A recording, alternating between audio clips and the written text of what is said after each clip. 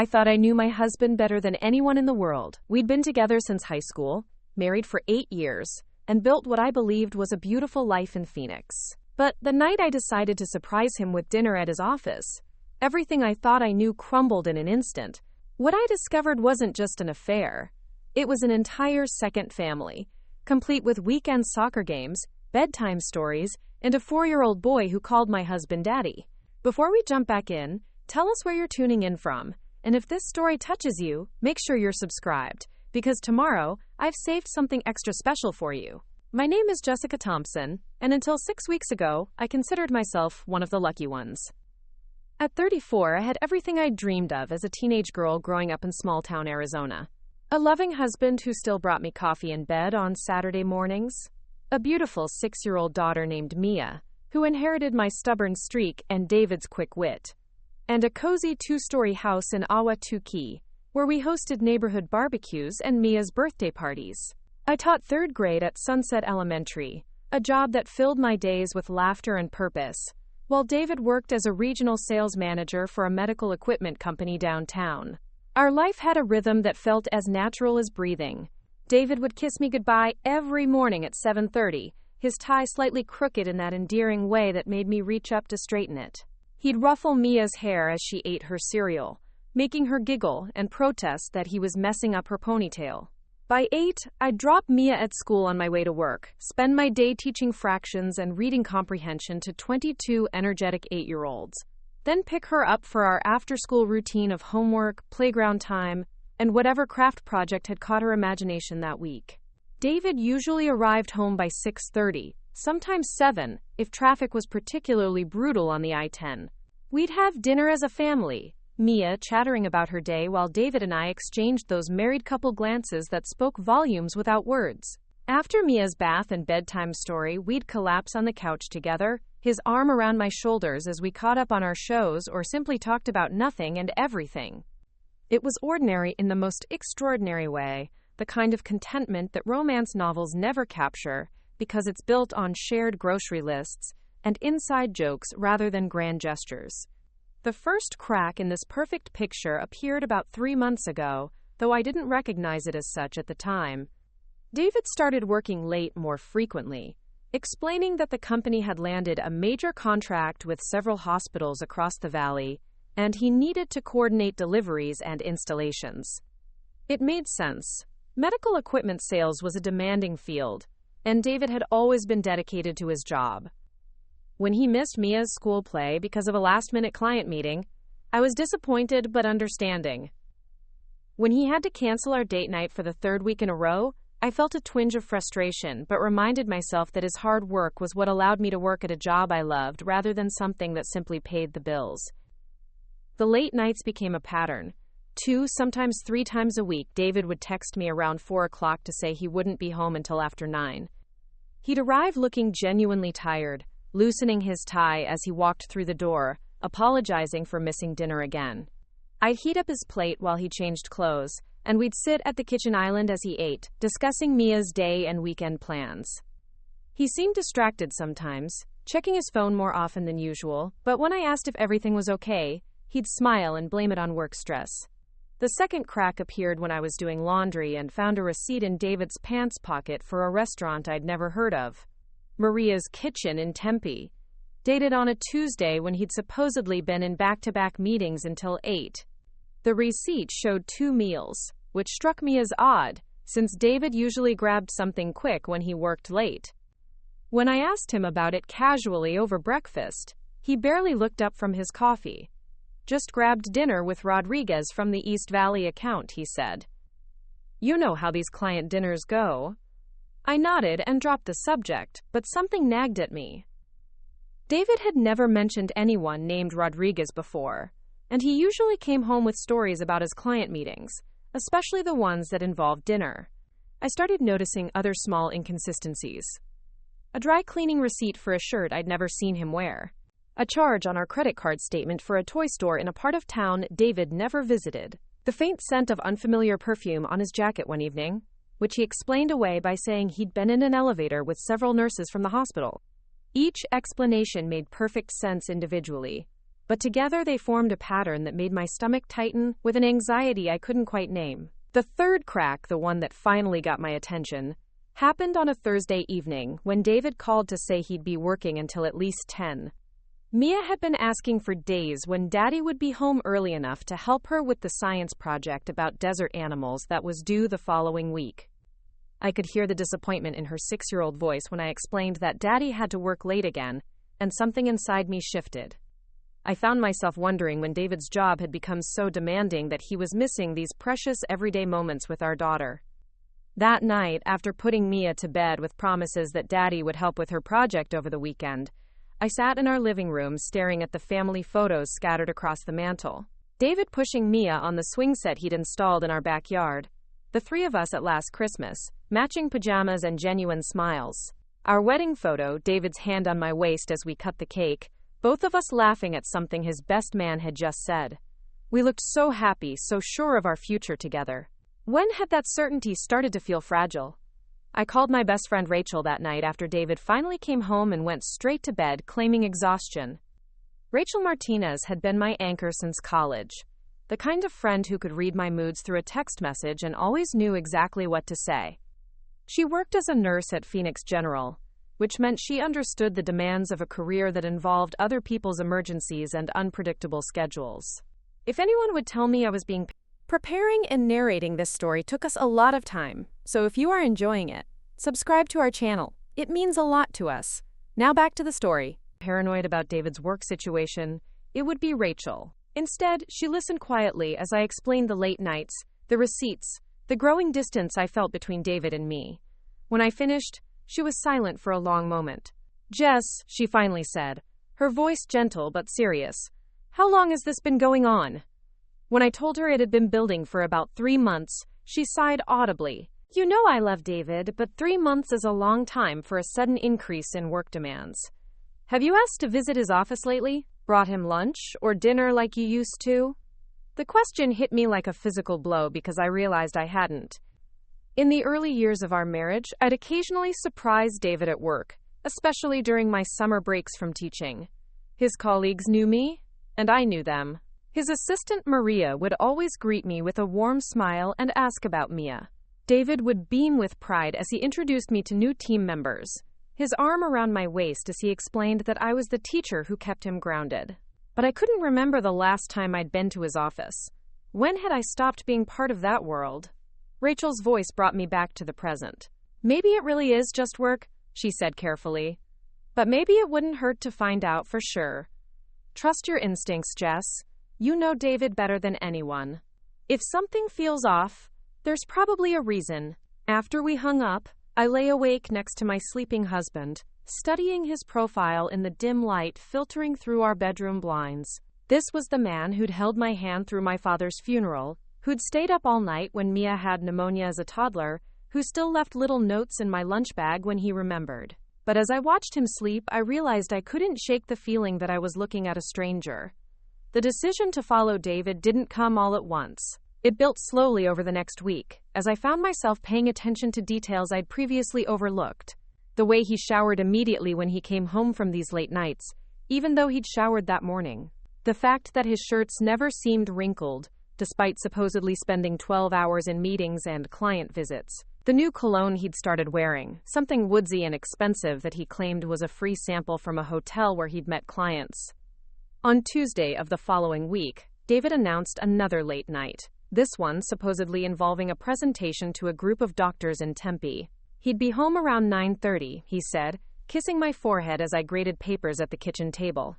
Mia was at her after-school art class, which meant I had 2 hours alone with my thoughts and growing suspicions. I stared at my red pen, poised over a student's math worksheet, and made a decision that would change everything. I called my mother-in-law, Linda, to ask if she could pick up Mia from art class and keep her for the evening. Linda Thompson had never been the stereotypical interfering mother-in-law. She was warm, practical, and had treated me like a daughter from the moment David brought me home to meet his parents during our sophomore year of college. She agreed immediately, as I knew she would, but I could hear the concern in her voice when I explained that I needed to take care of something unexpected. "You okay, honey?" she asked. "You sound stressed." I assured her I was fine, just dealing with some work issues, but I could tell she wasn't entirely convinced. At 5:30, I was sitting in my silver Honda CR-V in the parking lot of David's office building downtown, my hands gripping the steering wheel as I watched employees file out through the glass doors. I felt ridiculous and paranoid, like a character in one of those afternoon soap operas my mother used to watch. What was I expecting to find? David walking out with another woman? Evidence of some elaborate deception? More likely, I'd see him emerge tired and harried from a legitimate long day. And I'd have to face the fact that my marriage wasn't in crisis after all. I was just being an overly suspicious wife. But David never emerged from the building. I waited until 7 o'clock, watching as the parking lot emptied, and the lights in the upper floors went dark one by one. David's black Toyota Camry wasn't in the lot, which meant either he'd never been there that day or he'd left already. My heart started racing as I realized that my husband's whereabouts were a complete mystery to me. If he wasn't working late at the office, where was he? I drove home in a daze, my mind spinning with possibilities I didn't want to consider. Maybe he'd gone directly to a client meeting from another location. Maybe he'd moved his car to a different lot. Maybe there was a perfectly reasonable explanation that would make me feel foolish for doubting him. But as I pulled into our driveway and saw the empty garage, I couldn't shake the knowledge that something fundamental had shifted. For the first time in 8 years of marriage, I truly didn't know where my husband was or what he was doing. That night, when David came home at 9:45, looking appropriately tired and apologetic, I watched him with new eyes. He kissed my cheek and asked about Mia, explaining that the presentation had run long and then he'd had to drive across town to check on a problematic installation. His story was detailed and believable, delivered with the same casual confidence he'd always had when discussing his workday. But I found myself studying his face for tells, searching for signs of deception in expressions that had once been as familiar to me as my own reflection. As David showered and got ready for bed, I sat at my laptop supposedly planning the next day's lessons, but actually staring at the screen, lost in thought. The man upstairs, brushing his teeth and putting on the old college t-shirt he'd worn to bed for years, was my husband, the father of my child, my best friend and partner. But he was also someone who hadn't been where he said he was going to be. Someone whose explanations for his absences were becoming increasingly elaborate. Someone who seemed to be living a version of his life that didn't include me. I closed my laptop and climbed the stairs to our bedroom, where David was already under the covers scrolling through his phone. He looked up and smiled, patting the space beside him in the gesture that had been our silent goodnight ritual since our honeymoon. I slipped into bed and curled up next to him, my head on his shoulder as he set his phone on the nightstand and turned off the lamp. In the darkness, listening to his breathing gradually slow and deepen, I made a decision that terrified and exhilarated me in equal measure. Tomorrow, I was going to find out exactly what my husband was doing during those long evenings away from home. Whatever the truth turned out to be, I couldn't continue living in this state of growing suspicion and doubt. Mia deserved parents who were honest with each other, and I deserved to know if the life I thought I was living was real or just an elaborate performance. As David's breathing settled into the rhythm of deep sleep, I stared at the ceiling and began planning how I would uncover the truth about the man lying beside me. The next morning dawned clear and bright, typical for Phoenix in late April. David went through his usual routine, coffee and toast while scanning news on his tablet, a quick kiss goodbye, and the promise to try to be home by 7 if his meetings finished on schedule. I watched him back out of the driveway, that familiar black Camry disappearing around the corner toward the main road, and felt my stomach clench with nervous anticipation. Today, I would finally get answers to the questions that had been keeping me awake at night. But first, I had 22 third graders to teach, permission slips to collect for our upcoming field trip to the Desert Botanical Garden, and a normal day to get through while my mind raced with plans and possibilities. As I got ready for work, catching my reflection in the bathroom mirror, I barely recognized the woman staring back at me. She looked like Jessica Thompson, elementary school teacher and devoted wife. But behind her eyes was a determination I'd never seen before. A steely resolve to discover the truth, no matter how much it might hurt. Little did I know that in less than 12 hours, everything I believed about my marriage, my husband, and myself would be shattered beyond recognition. The alarm clock's shrill beeping at 6:15 felt like a personal assault that Thursday morning. I'd barely slept, my mind churning through scenarios and explanations for David's mysterious whereabouts the evening before. But as a teacher, I'd learned long ago that personal crises don't pause for 22 8-year-olds who need consistency and attention. I dragged myself from bed, leaving David still sleeping peacefully, his face relaxed in a way that made him look years younger. For a moment, watching him in the early morning light streaming through our bedroom blinds, I could almost convince myself that my suspicions were the product of an overactive imagination.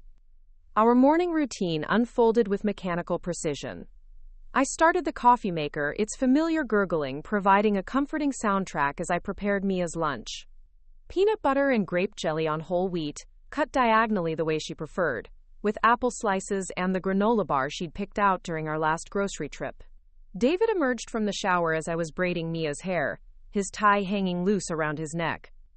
He looked every inch the successful sales professional in his navy suit and crisp white shirt, the picture of a man heading off to important meetings and client presentations. Mia chattered excitedly about the upcoming school carnival while I worked her fine blonde hair into a neat French braid. She'd inherited David's coloring and my determination, a combination that resulted in a precocious 6-year-old who asked endless questions and approached the world with fearless curiosity. "Daddy," she announced as David joined us in the kitchen, "Mrs. Patterson says we can bring our families to see the carnival booths we're making. Will you come see mine?" "I'm doing one about butterflies in the desert." David's smile was genuine as he ruffled her hair, earning an indignant protest about messing up Mommy's hard work. "Of course I'll be there, sweetheart. When is it?" Mia launched into a detailed explanation of the carnival schedule, while David poured his coffee, nodding attentively and asking follow-up questions that made her beam with importance. This was the David I'd fallen in love with in high school, the man who treated our daughter's interests as seriously as he would a business presentation. But as I watched him interact with Mia, I found myself analyzing every gesture, every expression, searching for signs of the deception I was now convinced existed. Did his smile seem forced? Was he checking his phone more frequently than usual? When he kissed my forehead goodbye and promised to try to be home by 7, did his eyes meet mine with the same warmth they always had? Or was there something guarded in his expression? The drive to Sunset Elementary took me through neighborhoods where other families were beginning their days. Children waiting for school buses, parents in business attire hurrying to their cars, joggers taking advantage of the cool morning air before the Arizona sun made outdoor exercise unbearable. This was the world I'd chosen, the life I'd built, with careful intention and deep satisfaction. Suburban motherhood and a career that mattered. Married to a man who shared my values and dreams for our family's future. But as familiar as these streets were, as comfortable as this routine had become, I couldn't shake the feeling that I was looking at it all through different eyes. The certainty that had once anchored my daily life had been replaced by questions that seemed to multiply with each passing hour. If David wasn't where he said he was going to be, then what else about our life together might not be what it seemed? At school, I threw myself into teaching with more intensity than usual, grateful for the distraction of lesson plans and playground duties. My students were working on a unit about desert ecosystems, and their enthusiasm for learning about jackrabbits and roadrunners provided a welcome respite from my swirling thoughts. But even as I guided them through worksheets about adaptation and survival, I couldn't help thinking about how those same concepts might apply to human relationships. How long can someone maintain a false identity before the truth becomes impossible to hide? During my lunch break, I found myself in the empty classroom next door, borrowed from a colleague who was at a training seminar. I pulled out my phone and stared at David's contact information, my thumb hovering over the call button. It would be so easy to call him right now, to ask casually about his day and see if his story matched where he claimed to be. But something held me back. Maybe it was the fear of what I might discover, or maybe it was the growing realization that I'd already crossed a line the night before when I'd waited in his office parking lot. Once you start actively investigating your spouse, there's no pretending that everything is normal. Instead, I called Rachel. She answered on the second ring, her voice carrying the controlled chaos of a busy hospital emergency room in the background. "Hey Jess, what's up? Can you talk for a minute?" I asked, suddenly unsure how to articulate what I was feeling. Rachel had been my sounding board through every major decision in my adult life, from choosing my college major to accepting David's proposal. If anyone could help me make sense of the confusion swirling in my head, it would be her. I told her about waiting in David's office parking lot, about the growing collection of small inconsistencies that individually meant nothing but together painted a picture I didn't want to see. Rachel listened without interrupting, a skill she'd developed through years of dealing with panicked patients and their families. When I finished, she was quiet for a moment, and I could hear the familiar sounds of her hospital environment, pages over the intercom, the distant beeping of monitors. "Jess," she finally said, her voice gentle but firm, "I think you need to trust your instincts here. You've been married to David for 8 years. You know his patterns, his habits, his tells. If something feels off, there's probably a reason. But you also need to be prepared for what you might find. Are you ready for that?" The question hit me like a physical blow, because I realized I hadn't truly considered what I was hoping to discover, or what I would do with whatever information I uncovered. What if David was having an affair? What if his late nights were covering up financial problems or some other crisis he didn't want to burden me with? What if there was a perfectly innocent explanation for everything, and my suspicions were destroying my marriage from the inside? Each possibility felt equally terrifying in its own way. But Rachel was right about one thing. I couldn't continue living in this state of uncertainty, jumping at every unexpected phone call and analyzing every casual comment for hidden meaning. That afternoon, as I supervised the after-school pickup process, I made a decision that felt both necessary and reckless. I would follow David again, but this time I would be more strategic about it. If he really was working late at legitimate business meetings, I would see evidence of that and could put my fears to rest. If he was somewhere else, doing something he'd rather I not know about, then at least I would have the truth, instead of this gnawing anxiety that was affecting every aspect of my life. Linda picked up Mia as planned, whisking her away for what she promised would be an evening of cookie baking and Disney movies. My mother-in-law was one of those naturally nurturing women who seemed to find genuine joy in spoiling her granddaughter, and Mia adored the special attention. As I watched them drive away, Mia's animated face visible through the rear window as she told Linda some elaborate story, I felt a pang of guilt about the deception I was planning. But that guilt was overshadowed by a stronger emotion, a determination to protect the life we'd built from whatever threat I sensed hovering, just beyond my understanding. David called at 4:30, his voice carrying the familiar tone of regret and apology. Another late night, he explained, this time involving a dinner meeting with potential clients from a hospital group in Scottsdale. He'd probably be home around 10, maybe 10:30, if the meeting ran long. I made appropriate sympathetic noises, asked if he needed me to save him dinner, and assured him that Mia and I would be fine. But as soon as I hung up the phone, I was moving with purpose, gathering my purse and car keys and heading for the garage. This time, I didn't go to David's office building. Instead, I positioned myself at a coffee shop across the street from the entrance to his company's parking garage, with a clear view of the exit ramp. If David was leaving the office to go to a legitimate business dinner, I would see his black Camry emerge and could follow at a safe distance. If he never appeared, or if he went somewhere other than a restaurant in Scottsdale, then I would have my answer about whether his story was true. The coffee shop was one of those generic chains that dot every strip mall in suburban Phoenix, filled with the usual mix of laptop-wielding remote workers and mothers meeting for playdates while their children ran around the small play area. I ordered a latte I didn't want and found a table by the window, my eyes fixed on the parking garage across the street. The late afternoon sun was beginning its descent toward the western mountains, painting the sky in shades of gold and orange that would have been beautiful under different circumstances. At 5:15, I saw David's Camry emerge from the garage, turning left instead of right towards Scottsdale. My heart rate spiked as I grabbed my purse and hurried to my own car, keeping the black sedan in sight as it merged into traffic on Central Avenue.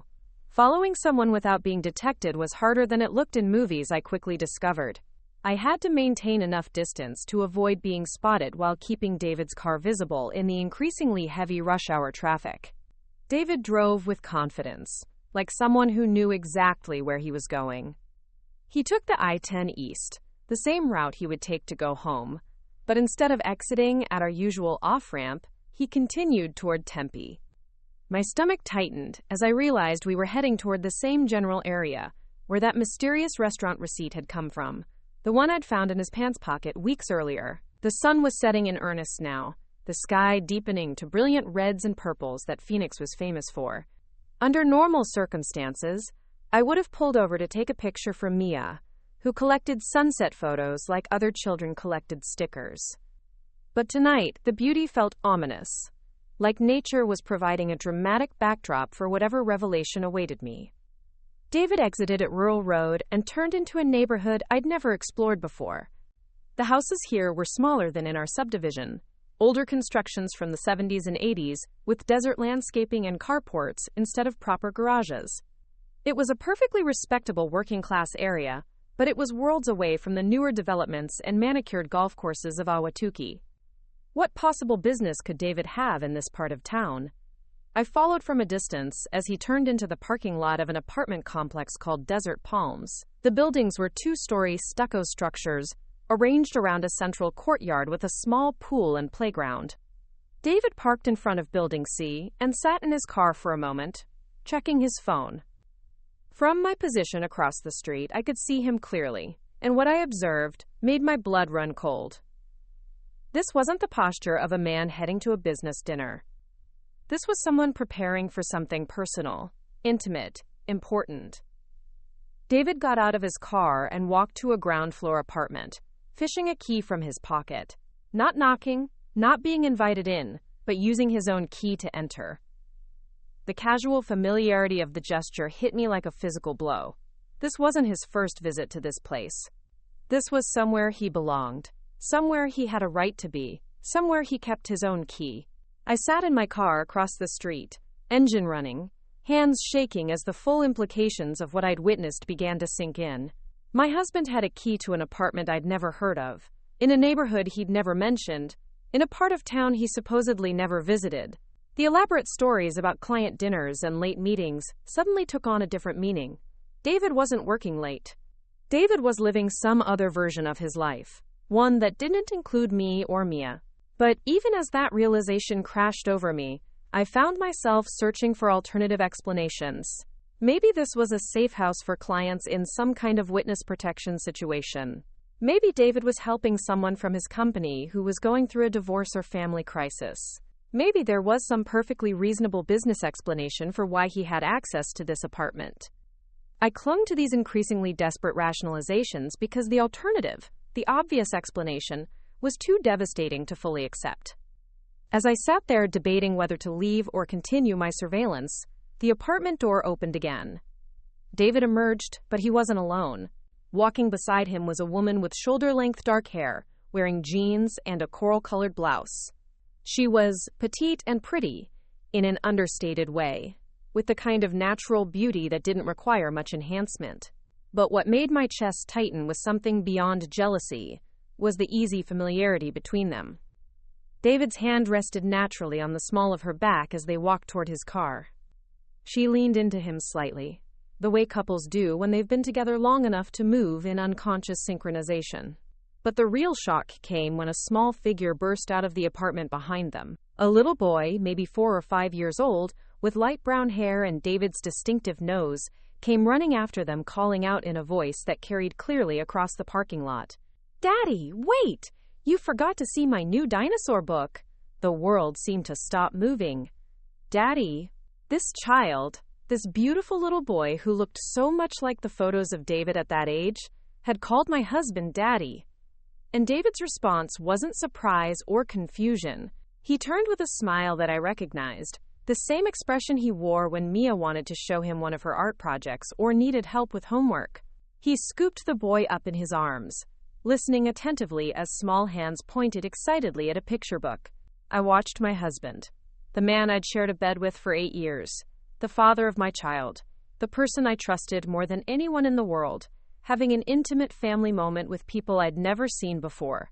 The woman who I now understood must be the boy's mother, watched with the fond exasperation of someone accustomed to bedtime delays and childhood enthusiasm. This wasn't an affair. This wasn't a business arrangement or a charity case. This was a family. David had another family. The scene played out like something from a movie, too surreal to be my actual life. David handed the boy back to the woman with a kiss on his forehead. and what looked like a promise to read the dinosaur book next time.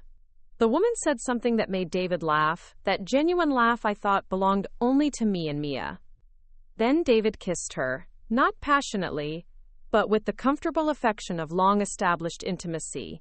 Before getting into his car, I realized I was crying. Hot tears streaming down my face as I watched David back out of the parking space and head toward the complex exit. In a panic, I started my own car and drove in the opposite direction, my mind reeling with questions that felt too big and terrible to process. How long had this been going on? Did that little boy think David was his father because David had been playing that role? What did this woman know about me and Mia? Did she know we existed at all? The drive home passed in a blur of traffic lights and familiar intersections that suddenly felt foreign and surreal. I found myself in my own driveway with no clear memory of how I'd gotten there, sitting in my car staring at our house, our perfect suburban home with its desert landscaping and cheerful yellow front door. The porch light was on, the same automatic timer David had installed 2 summers ago after reading an article about home security. Everything looked exactly as it always had, but I felt like I was seeing it from the outside, like an observer studying someone else's life. Linda had texted that Mia had fallen asleep during the second Disney movie and asked if she could just keep her overnight rather than wake her for the drive home. Under normal circumstances, I would have insisted on picking up my daughter, but tonight I was grateful for the solitude. I needed time to process what I'd seen, to figure out what I was going to do with this devastating knowledge. Inside, the house felt different. The family photos scattered throughout the living room seemed to mock me with their images of happiness and unity. The kitchen, where David and I had shared thousands of meals and conversations, felt like a stage where performances had taken place rather than a home where real life had happened. Even our bedroom, with its carefully chosen furniture and the wedding photo on David's nightstand, felt contaminated by the knowledge that the man who slept beside me was living an entirely separate existence. I found myself standing in David's home office, looking at his desk with new eyes. The medical equipment catalogs, the appointment calendar, the framed photo of me and Mia at last year's company picnic. Everything that had seemed like evidence of a dedicated professional and family man now felt like props in an elaborate deception. How much of what I thought I knew about my husband's life was real, and how much was carefully constructed fiction? David came home at 10:45, looking appropriately tired from what he described as a challenging but productive client dinner. He asked about Mia, expressed mild disappointment that she was staying at his mother's overnight, and headed upstairs for his usual shower. I watched him go through his normal routine, hanging up his suit, brushing his teeth, changing into his worn college t-shirt, and I marveled at how convincing his performance was. If I hadn't seen him with my own eyes just hours before, I would never have suspected that this man was capable of such elaborate deception. As David settled into bed beside me, reaching for my hand in the gesture that had always made me feel safe and loved, I felt like I was lying next to a stranger, the man whose breathing I could recognize in the dark, whose habits and preferences I knew better than my own, was someone I didn't know at all. He had a key to another woman's apartment. He had a relationship with a child who called him daddy. He was living an entire life that he'd never mentioned to me, not even in passing. But perhaps the most disturbing realization was how normal he seemed. David wasn't acting guilty or secretive as he lay beside me in the darkness. He wasn't checking his phone obsessively or seeming distracted by thoughts of his other life. He was simply my husband, settling in for another night of sleep before another day of maintaining his double existence. The compartmentalization required for such deception was breathtaking in its completeness. I lay awake long after David's breathing settled into the deep rhythm of sleep, staring at the ceiling and trying to process the magnitude of what I'd discovered.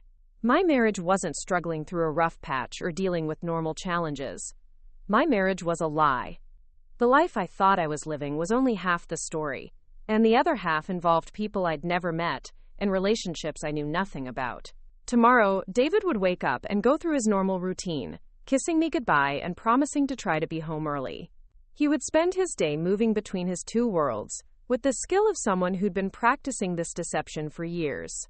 And I would have to decide what to do with the knowledge that was burning like acid in my chest.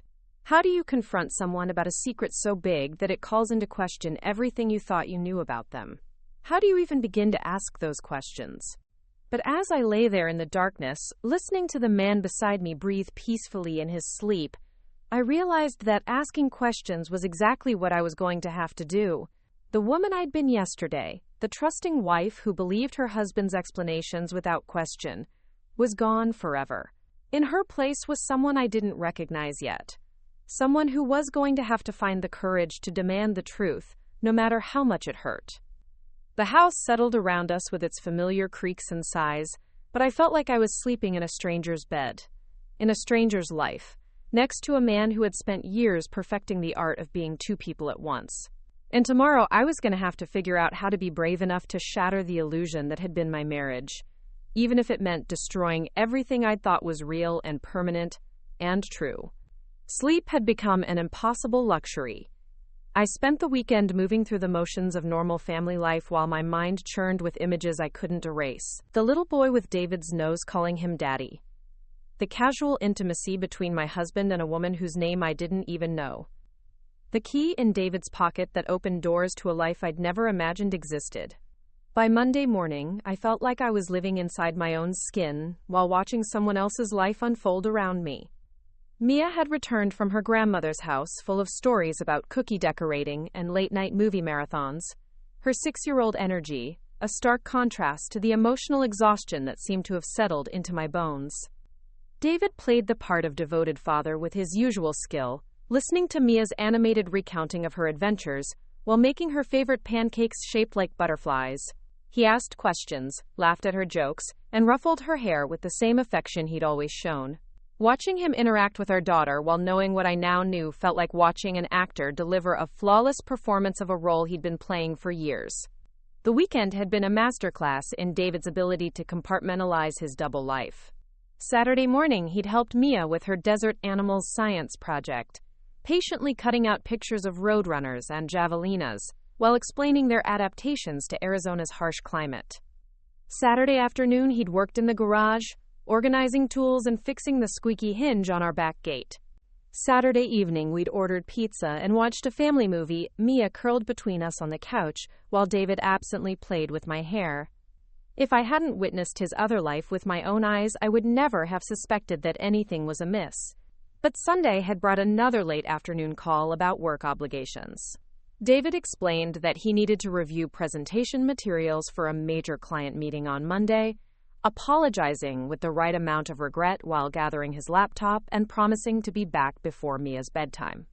I watched him drive away knowing exactly where he was going, and the casual ease of his deception left me feeling nauseated and furious in equal measure. How many times over the years had he used work as an excuse to visit his other family? How many important moments with Mia had he missed because he was playing daddy to another child? That Sunday evening, after David returned home with stories about spreadsheets and presentation slides, I made a decision that felt both inevitable and terrifying. I needed concrete evidence of what I'd witnessed. I needed proof that would be impossible to explain away or rationalize, documentation that would force David to confront the truth about his double life. But more than that, I needed to understand the full scope of what I was dealing with. Was this a recent development, or something that had been going on for years? Did that little boy know about Mia's existence? Or were both children being kept in the dark about their father's divided loyalties? Monday morning arrived with the relentless brightness that made Phoenix famous, but I felt like I was moving through the day underwater. Teaching third graders requires a level of energy and enthusiasm that was almost impossible to summon when your entire world had been turned upside down. But somehow I managed to guide my students through their math lessons and reading comprehension exercises. During lunch, I called in sick for the following day, something I'd done perhaps 3 times in my entire teaching career. The principal's concerned questions about my health made me feel like a fraud, but I deflected with vague mentions of a stomach bug and promised to keep her updated. That afternoon, I drove to an electronics store in a part of town where I was unlikely to encounter anyone I knew. The teenage clerk who helped me select a small digital camera with video capabilities seemed amused by my obvious technological incompetence, but he patiently explained the basic functions and assured me that the device was simple enough for anyone to operate. I paid in cash, feeling like a character in a spy movie, and practiced using the camera in my car before driving home to collect Mia from her after-school program. The evening routine unfolded with agonizing normalcy. Homework at the kitchen table while I prepared dinner, David arriving home with flowers and an apology for missing breakfast due to an early morning conference call. The flowers were beautiful, a mixed bouquet of roses and lilies that filled the kitchen with their sweet fragrance, but they felt like another prop in his performance, rather than a genuine gesture of affection. We ate dinner as a family, discussing Mia's upcoming field trip to the Desert Botanical Garden and David's plans for the following weekend. He seemed relaxed and attentive, asking follow-up questions about my day and complimenting the salmon I'd prepared with his favorite lemon herb seasoning. But when David announced another late evening, this time involving dinner with potential clients from a hospital in Mesa, I felt my carefully maintained composure begin to crack. The lies were flowing so smoothly from his mouth, delivered with such practiced sincerity, that I found myself wondering how many other deceptions I'd accepted without question over the years. How many business trips had actually been romantic getaways with his other family? How many late nights at the office had been spent tucking another child into bed and reading bedtime stories? I waited until David left for his fictitious client dinner before calling Linda to arrange another overnight stay for Mia. My mother-in-law's immediate agreement came with gentle questions about whether everything was all right, whether I was feeling well, whether there was anything she could do to help. The concern in her voice made my throat tighten with unshed tears, but I managed to deflect her worries with reassurances about work stress and the need for a quiet evening to grade papers and plan lessons. This time, I drove directly to the Desert Palms apartment complex, parking in a different location with a clear view of Building C. The digital camera felt foreign in my hands, but I'd practiced enough to feel confident about capturing whatever I might witness. The sun was beginning its descent toward the western mountains, painting the sky in shades of pink and gold that would have been breathtaking under different circumstances. But tonight, the beauty felt almost mocking, as if the universe was providing a gorgeous backdrop for the destruction of my marriage. David's black Camry pulled into the parking lot at 6:45, and I watched him go through the same routine I'd witnessed before. The key emerging from his pocket, the casual confidence with which he unlocked the apartment door, the familiar way he moved through what was clearly his second home. But tonight, I was prepared to document everything. The camera's zoom function allowed me to capture clear images of David using his key, entering the apartment, and emerging 20 minutes later with the same woman and child I'd seen before. This time, I followed them. David loaded what appeared to be a child's bike into his trunk while the woman gathered a small backpack and water bottles. The little boy, who I now knew was probably around 4 years old, climbed into a car seat that was clearly a permanent fixture in David's car rather than a borrowed item. The casual efficiency of their movements spoke to practiced routine, a family heading out for an evening activity they'd done many times before. They drove to a park in Tempe that I'd never visited, a sprawling complex with playgrounds, sports fields, and walking trails. I parked far enough away to avoid detection, but close enough to observe and photograph their interactions. What I witnessed over the next hour was simultaneously beautiful and devastating. David patiently teaching the little boy to ride his bike, running alongside him with a supportive hand on his back, celebrating small victories with the same enthusiasm he'd shown when Mia had learned to ride her bike 3 years earlier. The woman, who I was beginning to think of as his other wife, despite not knowing whether they were actually married, sat on a park bench reading a book but glancing up frequently to smile at their progress. She called David by name when the boy successfully rode several feet without assistance, and David turned to share his pride with her, his face lit up with genuine joy. This wasn't a man having an affair or maintaining a casual relationship. This was a father spending quality time with his child and partner, creating memories and traditions that paralleled the ones he'd been building with me and Mia. But the most devastating moment came when a young girl, perhaps 8 or 9 years old, approached them from the playground. The little boy immediately abandoned his bike to run toward her, calling out what sounded like her name. David and the woman both stood to greet her, and I watched through my camera's viewfinder as David lifted her in a hug that suggested deep familiarity and affection.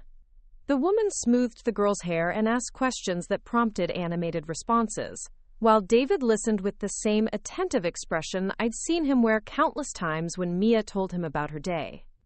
Through my camera lens, I captured images of David pushing both children on swings, helping them across monkey bars, and sitting with them at a picnic table sharing what appeared to be takeout dinner from a nearby restaurant.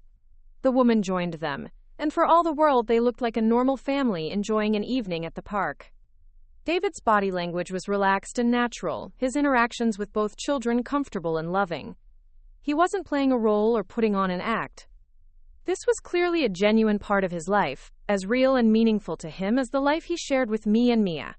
As the sun set and the family began gathering their belongings to leave, I realized that what I'd uncovered was far more complex than a simple affair. David wasn't just cheating on me with another woman. He was living a completely parallel existence, complete with children who clearly considered him their father, and a domestic routine that mirrored our own family life. The casual way he helped load the bikes back into his car, the comfortable conversation I could observe but not hear, the goodnight kisses he gave both children suggested that this arrangement had been in place for years rather than months. I followed them back to the apartment complex, documenting their return with the same methodical thoroughness I'd applied to their departure. David helped carry the children's belongings upstairs, while the woman unlocked the apartment door with her own key. Through the ground floor windows, I could see the warm light of their living room and the silhouettes of what appeared to be a normal evening routine. Bath time preparations, the gathering of pajamas and bedtime stories, the domestic choreography of a family settling in for the night. David emerged from the apartment at 8:30, and I captured images of his goodbye kiss with the woman and his affectionate ruffling of the little boy's hair. But instead of leaving immediately, he sat in his car for several minutes, checking his phone and making what appeared to be a brief call. From my position across the street, I could see his profile clearly, and there was nothing furtive or guilty about his demeanor. He looked like a man transitioning between his evening activities and his drive home, the same expression he might wear after any normal family outing. The drive home gave me time to process what I documented, but the evidence was so overwhelming that I felt paralyzed rather than empowered. The digital camera contained dozens of images that proved beyond any doubt that David was maintaining a second family, but I had no idea what to do with that information.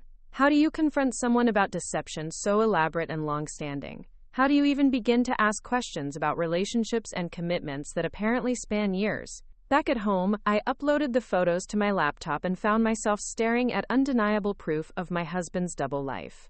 Image after image of David being an attentive father to children who weren't mine, a loving partner to a woman whose name I still didn't know, a man who was clearly comfortable and happy in this other existence.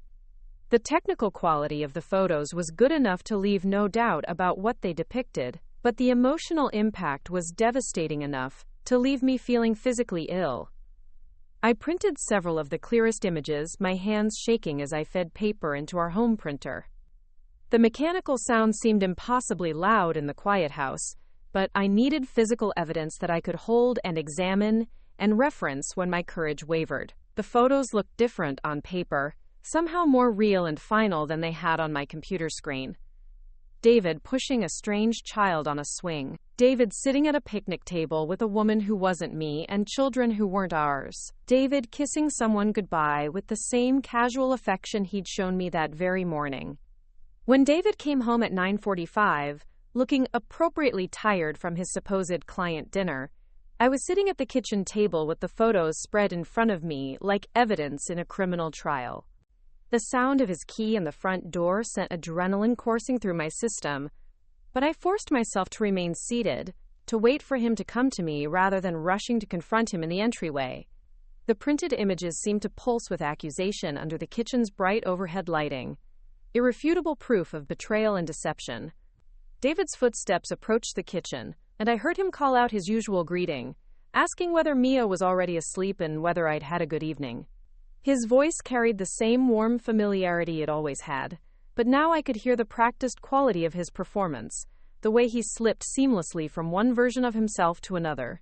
When he appeared in the kitchen doorway and saw me sitting at the table surrounded by photographs, his expression shifted through a series of emotions so quickly that I almost missed them. Confusion, recognition, calculation, and finally a kind of resigned defeat. For a long moment, we simply stared at each other across the kitchen that had been the heart of our family life for 8 years. David's eyes moved from my face to the photos and back again, and I watched him realize that his carefully constructed double life had finally been exposed. There was no explanation he could offer, no story that would make these images anything other than what they clearly were. The evidence was too comprehensive, too damning, too obviously real. "David," I said, my voice surprisingly steady despite the chaos raging inside my chest, "we need to talk." The words seemed inadequate for the magnitude of what these photographs represented, but they were all I could manage. 8 years of marriage, of shared dreams and daily routines and plans for the future, had been reduced to this moment of reckoning in our kitchen, with the evidence of his betrayal spread across the table between us, like a bridge that could never be crossed. He closed his eyes for a moment, and when he opened them again, I saw something I'd never seen before in all our years together. David looked defeated, not just caught, but genuinely exhausted by the effort of maintaining his deception. The man who'd kissed me goodbye that morning, who'd helped Mia with her homework and complimented dinner and brought me flowers, was finally showing me his real face. And that face belonged to someone I didn't recognize at all. "How long?" I asked, gesturing toward the photographs. "How long have you been living this other life?" My voice remained steady, but my hands were shaking as I touched the edge of one particularly clear image of David embracing the little boy who called him Daddy. The question seemed to hang in the air between us, carrying the weight of everything I didn't yet know and wasn't sure I was strong enough to learn. David sank into the chair across from me, his shoulders sagging with the weight of secrets finally exposed. When he looked at me, his eyes were filled with something that might have been relief mixed with profound sadness. "Jessica," he said, and his voice was different than I'd ever heard it before, stripped of the careful modulation he'd used to maintain his double life. I don't know where to begin, but I knew exactly where he needed to begin. With the truth. All of it. No matter how much it hurt, or how completely it destroyed everything I'd believed about our marriage and our life together. The time for protecting my feelings or preserving the illusion of our happiness had passed the moment I'd decided to follow him to that apartment complex. Now I needed to know everything, even if the knowing destroyed me. The photographs lay between us like a roadmap to revelations. I wasn't sure I was prepared to hear, but I had crossed the point of no return. There would be no going back to the comfortable ignorance of last week, no pretending that these images didn't exist, or that the life they documented wasn't real. David had another family, and I was about to learn exactly what that meant for me, for Mia, and for everything I'd thought was true about the man I'd married. The silence stretched between us like a chasm that 8 years of marriage couldn't bridge. David sat across from me at our kitchen table, his hands folded in front of him, staring at the photographs that had shattered our carefully constructed life. The overhead light cast harsh shadows across his face, making him look older than his 37 years, worn down by the weight of secrets he'd been carrying for longer than I was prepared to imagine. When he finally spoke, his voice was barely above a whisper. "Her name is Samantha Brooks. Sam. We met 4 years ago when she brought her son Tyler to the emergency room. He'd fallen off his bike and needed stitches, and she was terrified because she didn't have insurance. I was there visiting a client who'd been in an accident, and I saw her crying in the waiting room because they wanted payment up front before treating him." David's words came slowly, like each admission was being pulled from some deep place he'd never intended to access. "I helped her figure out the payment situation, made some calls to people I knew in the hospital administration. Tyler got his stitches, and Sam was so grateful that she insisted on buying me coffee. She was a single mother, working 2 jobs, barely keeping her head above water. Her ex-husband had disappeared when Tyler was 6 months old, left her with nothing but debt and a baby she was raising alone." I listened without interrupting, though every word felt like another weight being added to my chest. The David he was describing was recognizable, the man I'd fallen in love with, who couldn't stand to see people suffering when he had the power to help. But the story he was telling was also the blueprint for a betrayal so massive that I was struggling to comprehend its scope. "We started meeting for coffee occasionally," David continued, his eyes still fixed on the table rather than meeting mine. "She was dealing with immigration issues. trying to get her legal status sorted out so she could qualify for better jobs, better benefits for Tyler. I helped her find a lawyer, connected her with some resources through the firm that handles our company's legal work. It was supposed to be temporary assistance, just until she got on her feet. But somewhere in those coffee meetings and legal consultations, something had shifted.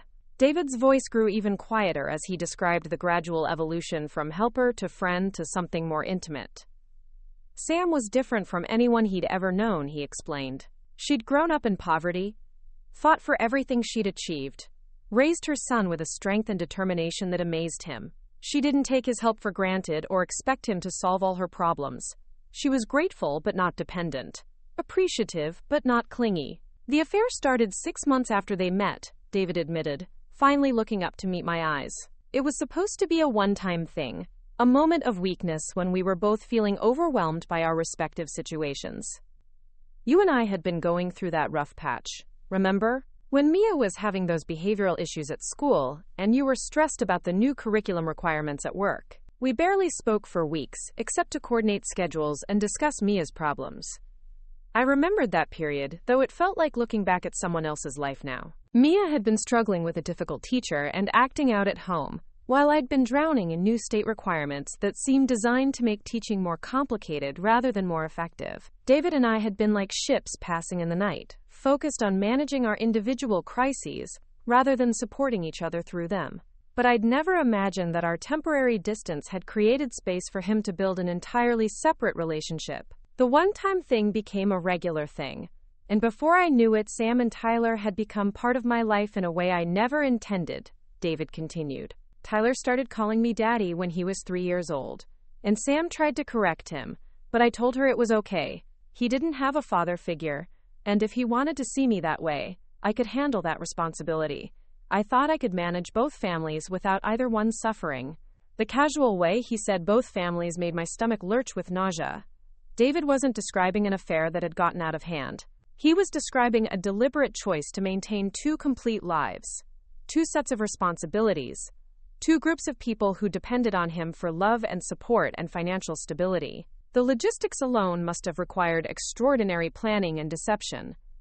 What about the little girl? I asked, my voice hoarse with emotions I couldn't name. In the photographs, there had been another child, older than Tyler, who'd greeted David with obvious affection and familiarity. She wasn't Sam's biological daughter, was she? David's face crumpled slightly at the question. That's Emma, Sam's niece. Her sister died in a car accident 2 years ago, and Sam got custody of Emma because there was no one else. The transition was hard on everyone, especially Emma. She was 6 years old and had lost her mother, and suddenly she was living with an aunt she barely knew, and a little boy who competed for attention.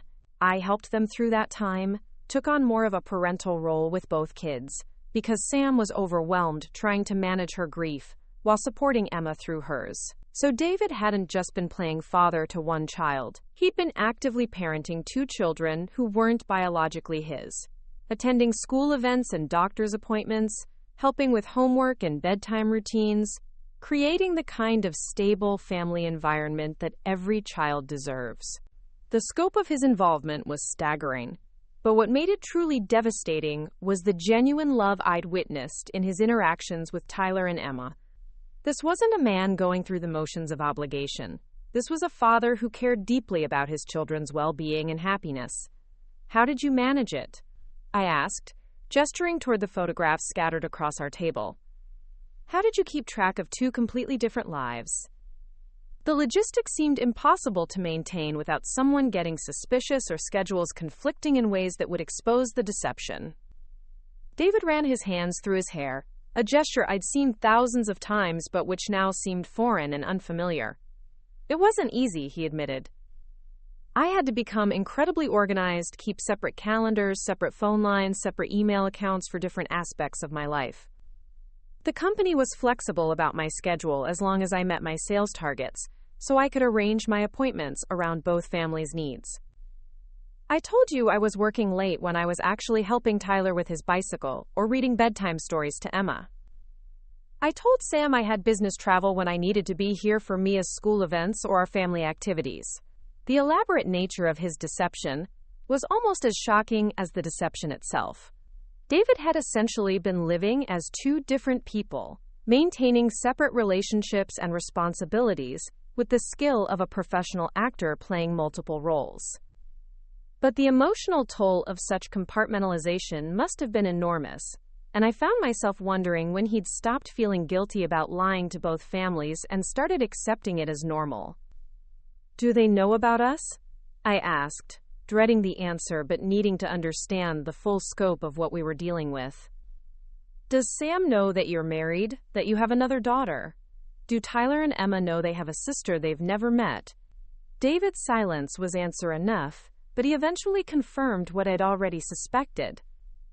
"Sam thinks I'm divorced, that I have shared custody of a daughter I rarely talk about, because the divorce was messy and painful. She knows Mia exists, but she thinks our relationship is complicated by legal issues and geographic distance.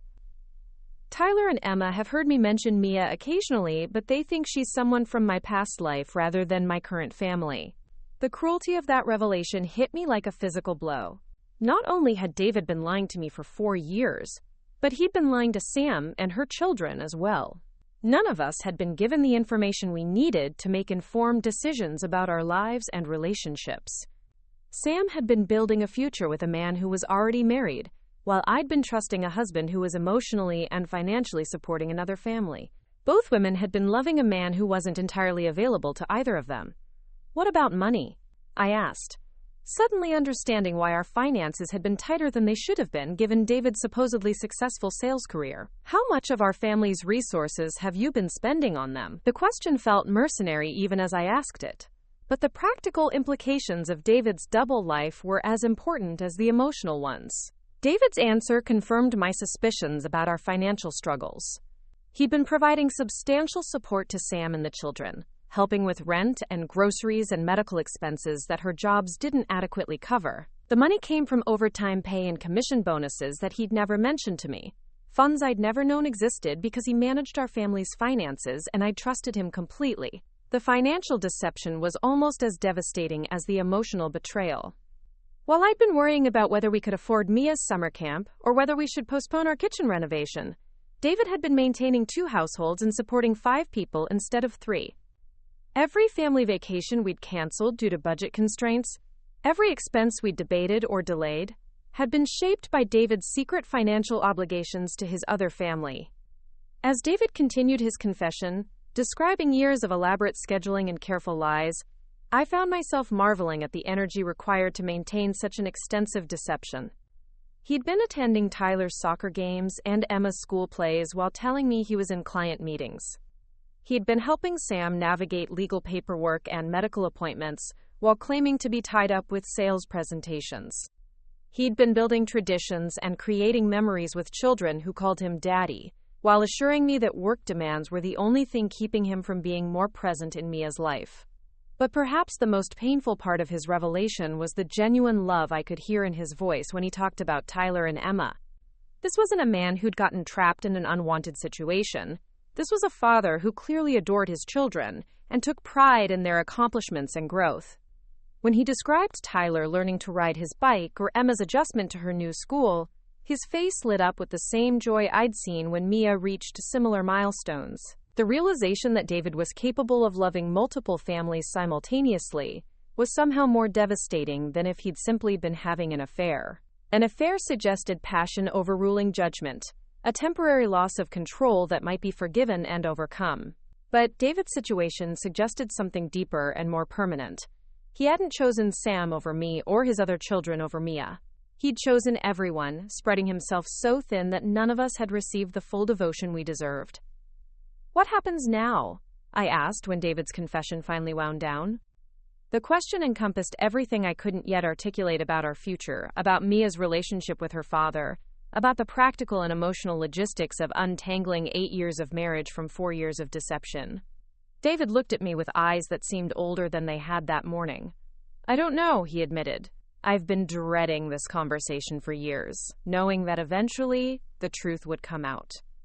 I love you, Jessica. I love Mia.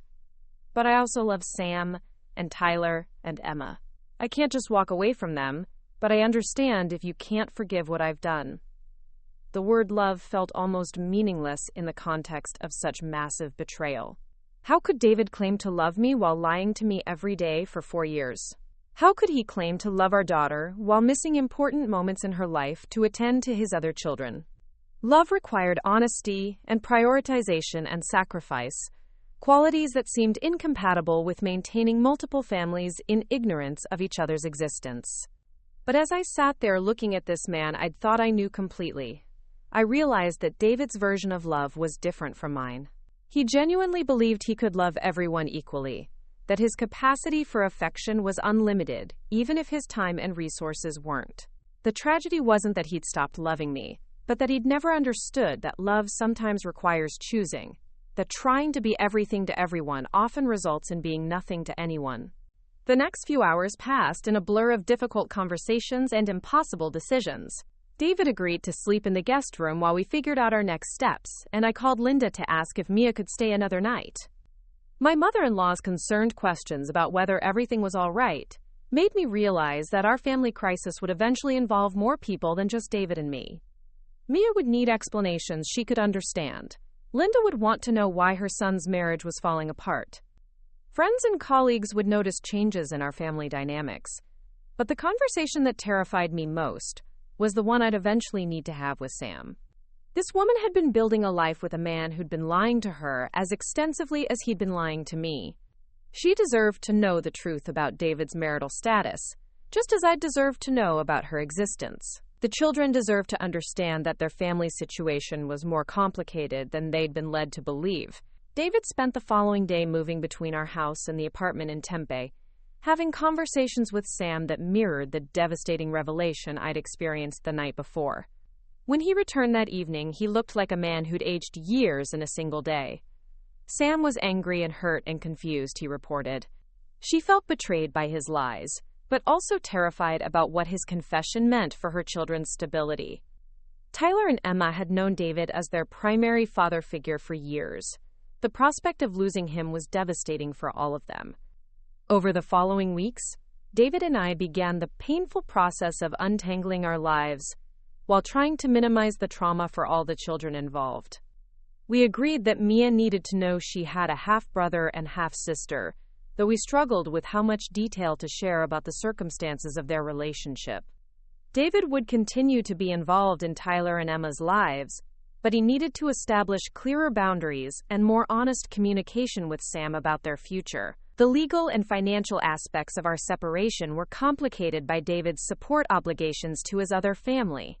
Sam had been depending on his assistance for years, and suddenly cutting off that support would have been devastating for her and the children. We worked with lawyers and financial advisors to establish formal arrangements that would ensure everyone's needs were met, while protecting Mia's future security. But the most surprising development was the gradual relationship that emerged between Sam and me. After the initial shock and anger wore off, we realized that we were both victims of David's deception, both women who'd been denied the information we needed to make informed choices about our lives.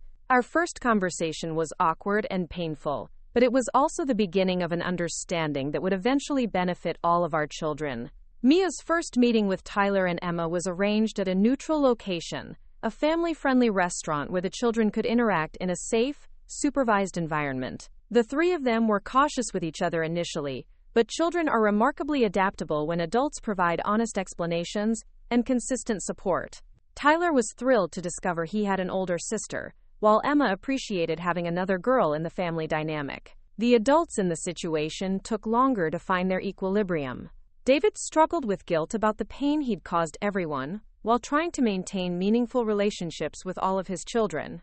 Sam worked through her anger about being deceived while figuring out how to co-parent with someone she no longer trusted completely.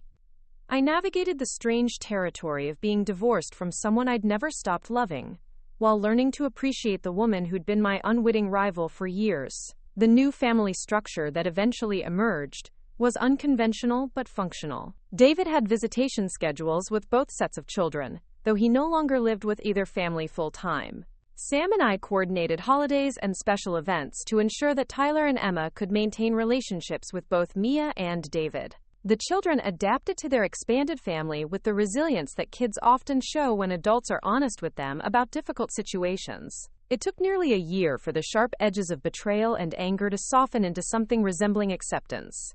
David's deception had shattered our marriage, but it had also revealed the existence of children who enriched Mia's life and expanded our definition of family. Sam proved to be a strong, principled woman who'd been doing her best to raise 2 children under difficult circumstances. Tyler and Emma brought joy and energy to family gatherings that had previously felt too small and quiet. The most profound change was in my understanding of love and commitment. David's version of love, which had seemed so selfish and destructive when first revealed, had actually created connections between people who might never have met otherwise. His inability to choose between families had caused tremendous pain, but it had also brought together children who genuinely cared about each other, and adults who learned to cooperate despite their complicated history. 2 years after that devastating night in our kitchen, I found myself at Tyler's 6th birthday party, watching Mia help her half-brother blow out his candles while Emma directed the entire celebration with the confidence of an 8-year-old event planner. David was there too, along with Sam and her new boyfriend, a kind man who understood the complexities of their family situation and embraced his role as an additional father figure rather than a replacement. The pain of David's betrayal never completely disappeared, but it was gradually overshadowed by the relationships that emerged from the wreckage of our marriage. Mia gained siblings who adored her and taught her about resilience and adaptability. I gained perspective on the different forms that love can take and the importance of honesty in any relationship. Sam gained a support system that extended beyond romantic partnership to include friendship and shared parenting responsibilities. David's double life had been built on deception and maintained through elaborate lies, but the people he'd brought together proved capable of building something more honest and sustainable.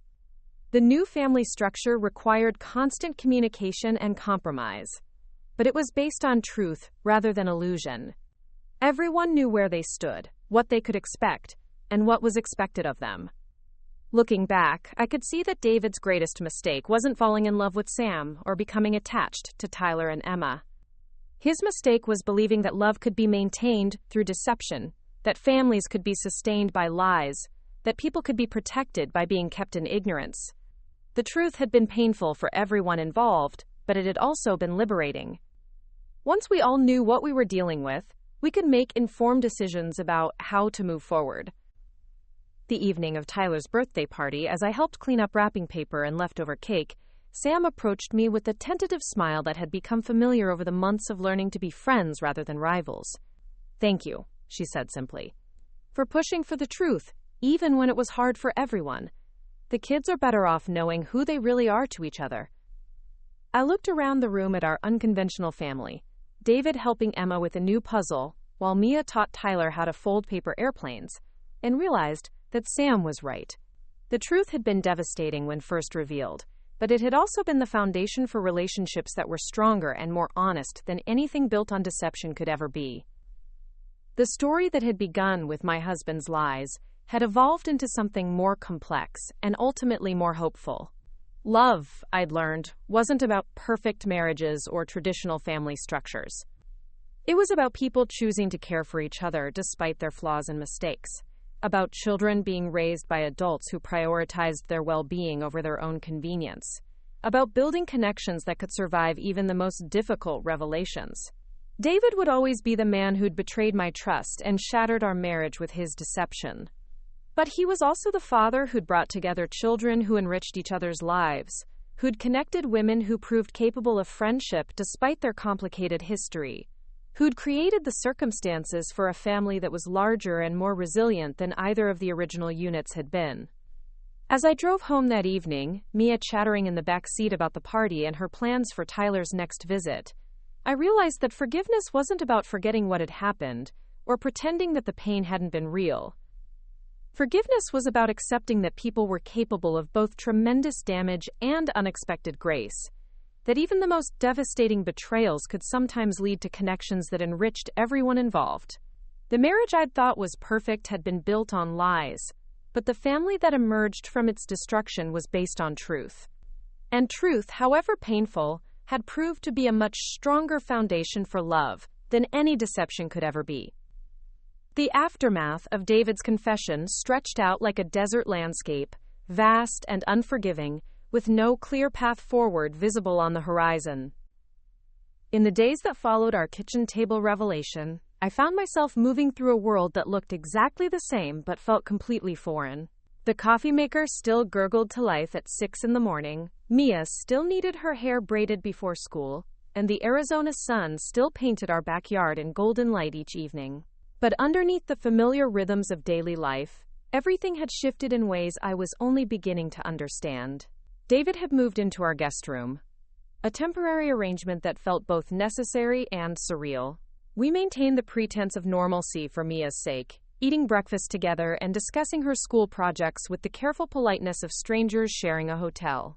But the undercurrent of tension was impossible to hide completely, and I watched our perceptive 6-year-old begin to ask questions that neither of us was ready to answer. The first few conversations with my closest friends were exercises in emotional archaeology, digging through layers of shock and disbelief to find words that could adequately describe what I'd discovered. Rachel listened with the professional calm of someone accustomed to medical crises, but I could hear the controlled fury in her voice when she spoke about David's elaborate deception. My sister called from Colorado and offered to fly out immediately, her protective instincts activated by hearing her little sister's world fall apart over the phone. But it was my mother-in-law, Linda, who surprised me most with her response to the news.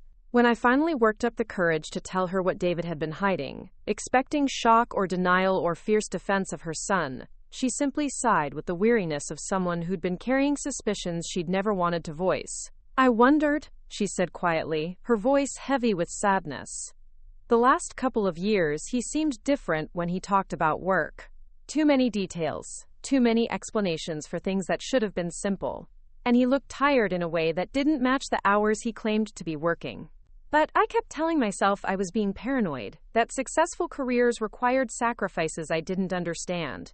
Linda's admission that she'd sensed something was wrong made me feel less foolish about missing the signs for so long, but it also raised uncomfortable questions about how many other people in our lives had noticed David's increasingly elaborate excuses and growing distance from our family activities. Had his colleagues wondered why he never mentioned Sam and the children despite spending so much time with them? Had our neighbors noticed his frequent absences during times when he supposedly wasn't traveling for work? The conversation I dreaded most was the one I needed to have with Mia. David and I spent hours discussing how much to tell her and when, consulting with a family therapist who specialized in helping children navigate complex family transitions. Dr. Martinez was a soft-spoken woman in her 50s who listened to our situation without judgment and helped us develop a plan for introducing Mia to the reality of her expanded family. We decided to start with the basics. Daddy had been helping another family, and that family included 2 children who were now part of our extended family circle. Tyler was 4 years old and loved dinosaurs and riding his bike.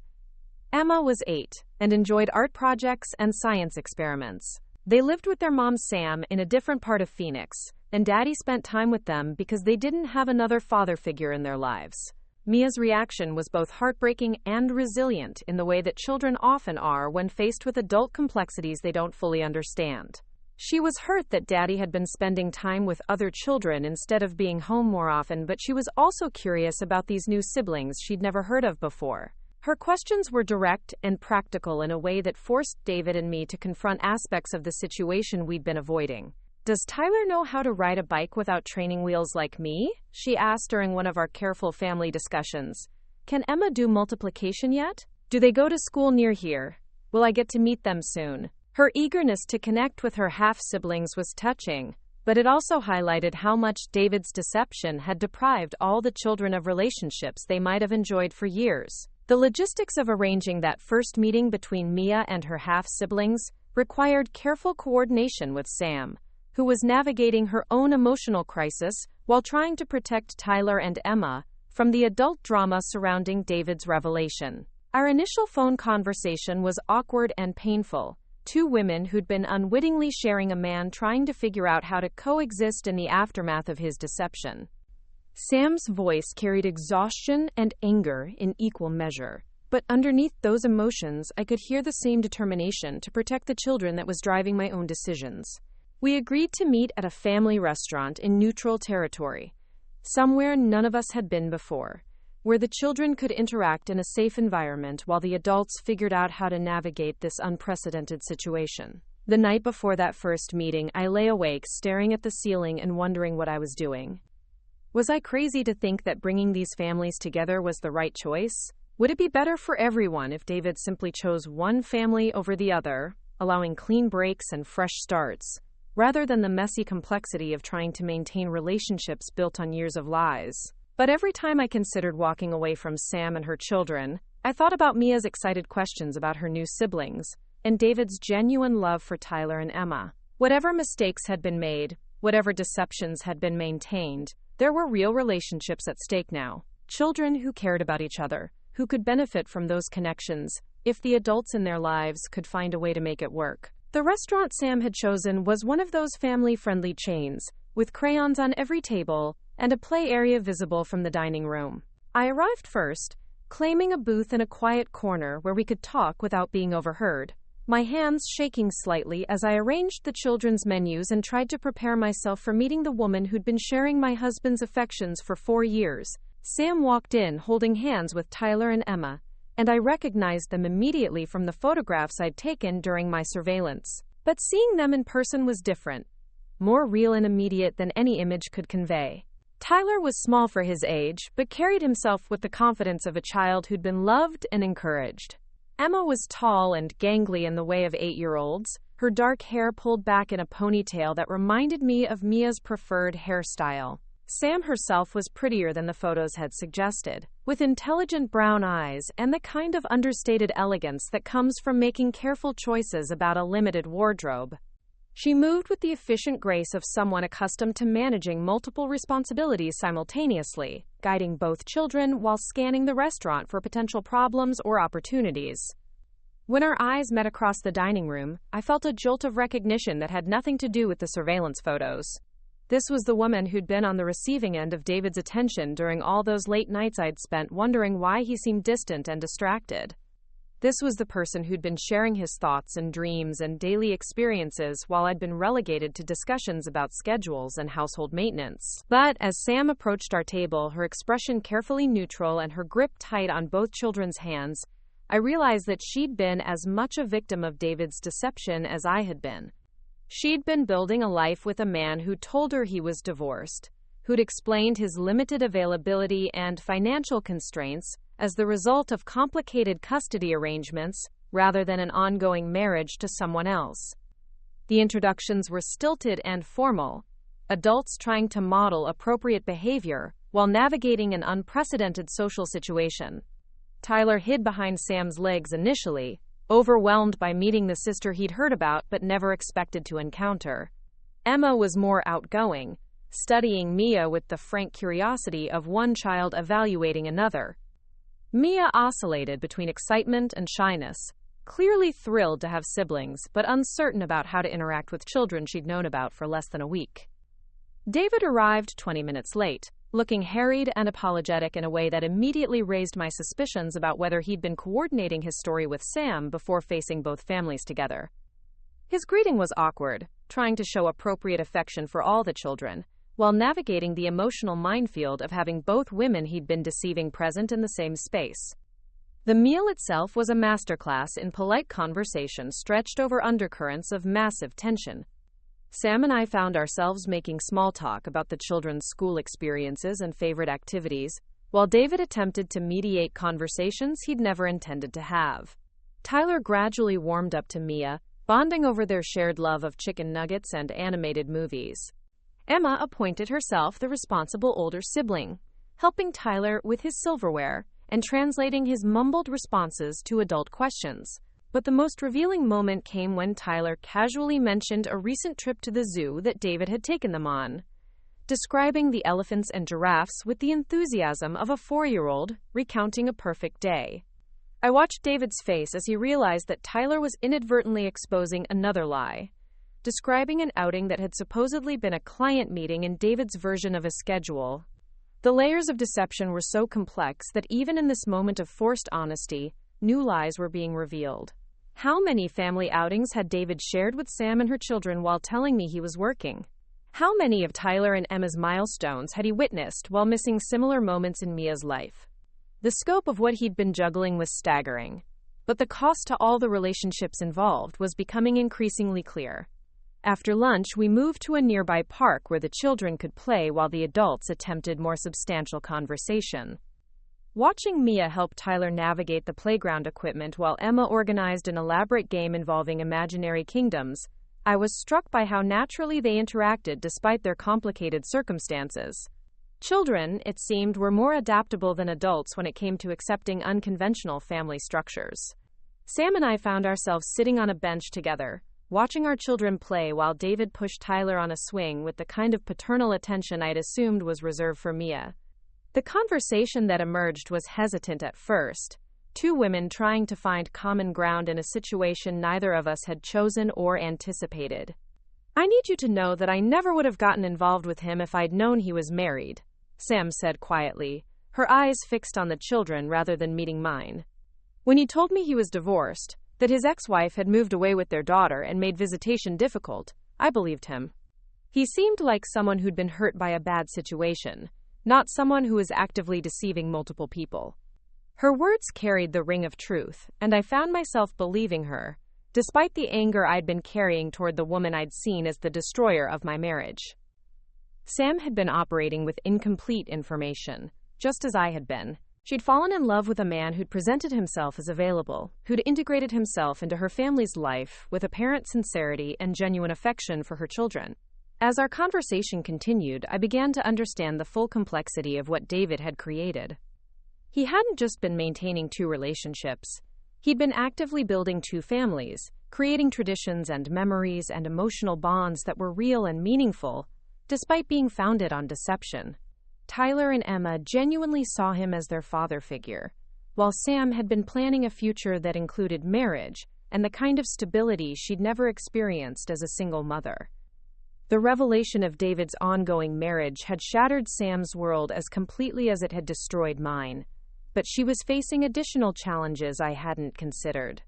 As an undocumented immigrant working in restaurants, she had fewer resources and options for rebuilding her life. The financial support David had been providing wasn't just helpful, it was essential for maintaining the apartment and meeting the children's basic needs. "We're going to have to figure out how to make this work," I said finally, watching Mia teach Emma a complicated hand-clapping game while Tyler attempted to join in with 4-year-old enthusiasm. These kids care about each other now, and they deserve to have those relationships protected, even if the adults have made a mess of everything else.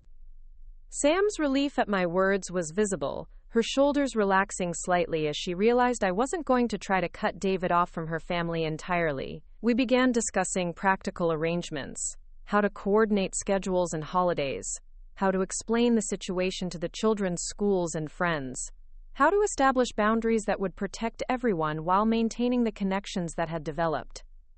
The conversation with David that evening was different from the ones we'd been having since his confession. Instead of focusing on the betrayal and deception, we talked about practical solutions and long-term arrangements.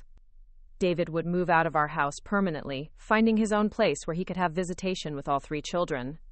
Sam and I would coordinate major decisions about holidays and school events, ensuring that the children could maintain their relationships without forcing the adults into uncomfortable proximity. The divorce proceedings were complicated by the unusual circumstances, but our lawyers eventually worked out arrangements that protected everyone's interests, while acknowledging the reality of David's responsibilities to both families. He would pay child support for Mia and continue providing financial assistance to Sam, though the amounts and arrangements were formalized through legal agreements rather than informal promises. But the most significant change was in how I understood the nature of love and family. David's capacity to love multiple people simultaneously had initially seemed like evidence of his fundamental dishonesty, but I gradually recognized it as a genuine, if misguided, attempt to provide care and support to everyone who needed it. His methods had been wrong, his deception inexcusable, but his underlying motivation had been a desire to protect and nurture, rather than to cause harm. The holiday season that year was unlike anything any of us had experienced before. We coordinated Thanksgiving dinner so that all the children could be together, with Sam contributing her famous tamales while I provided the traditional turkey and sides. David carved the meat with the slightly shell-shocked expression of a man still adjusting to having his double life exposed. But the children were delighted to have such a large gathering of people who cared about them. Christmas required even more elaborate coordination, with gift exchanges that included step-siblings and half-siblings and adults who were still figuring out their relationships to each other. But watching Mia help Tyler open his presents while Emma explained the plot of her new favorite book to anyone who would listen, I realized that we'd created something unconventional but genuinely functional. The second year was easier than the first, as everyone settled into routines and relationships that felt more natural despite their unusual origins. Sam started dating a teacher from Emma's school, a kind man who understood her complicated family situation and embraced his role as an additional father figure rather than a replacement for David. I began seeing someone myself, a fellow teacher who was fascinated rather than intimidated by my expanded family structure. Mia thrived with her additional siblings, developing leadership skills as the oldest child and showing remarkable empathy for Tyler and Emma's adjustment challenges. She helped Tyler learn to read and taught Emma advanced art techniques, while both younger children helped her understand different perspectives on resilience and adaptability. The most unexpected development was the friendship that grew between Sam and me. What had started as a practical necessity for co-parenting had evolved into genuine mutual respect and affection. We discovered shared interests in cooking and gardening, similar parenting philosophies, and complementary skills that benefited all the children in our care. 3 years after that devastating night when I'd confronted David with photographs of his secret life, I found myself hosting Emma's 11th birthday party in my backyard. Sam had decorated the tables while I prepared the food, David had assembled the trampoline we'd purchased as a joint gift, and my new boyfriend had volunteered to supervise the more adventurous games.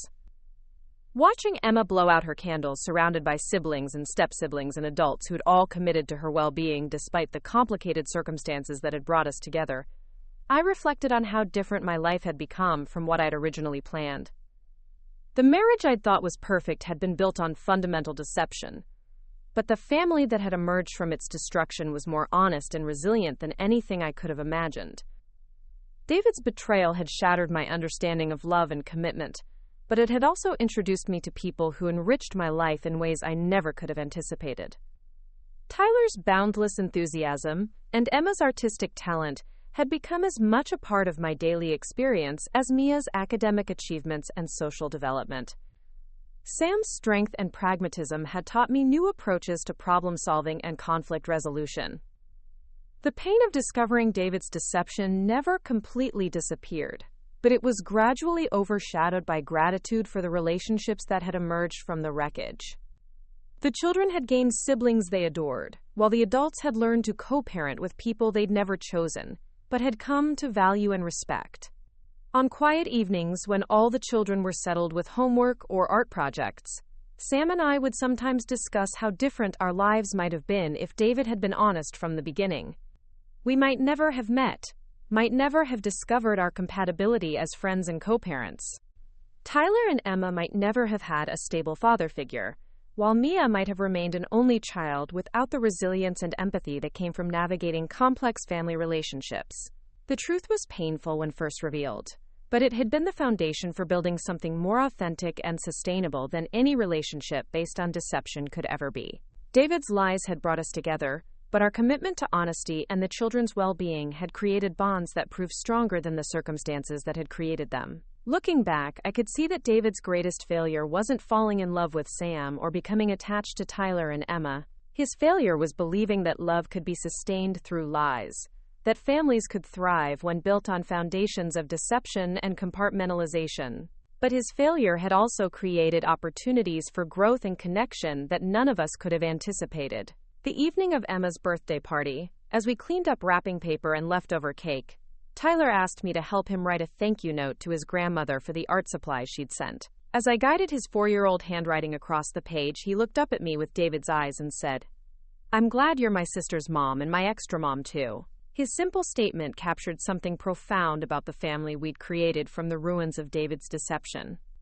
We weren't traditional, we weren't what any of us had originally planned, but we were real. The children knew exactly who they were to each other, and to all the adults in their lives. The adults had learned to prioritize the children's needs over their own comfort or conventional expectations. The story that had begun with betrayal and lies had evolved into something more complex and ultimately more hopeful. Love, I'd learned, wasn't about perfect marriages or nuclear families. It was about people choosing to care for each other despite their flaws and mistakes, about creating connections that could survive even the most devastating revelations. David would always be the man who'd shattered my trust and destroyed our marriage through years of elaborate deception. But he was also the person whose mistakes had brought together children who enriched each other's lives, and adults who'd learned to build relationships based on honesty rather than convenience. As I tucked Mia into bed that night, she talked excitedly about the party and her plans for Tyler and Emma's next visit.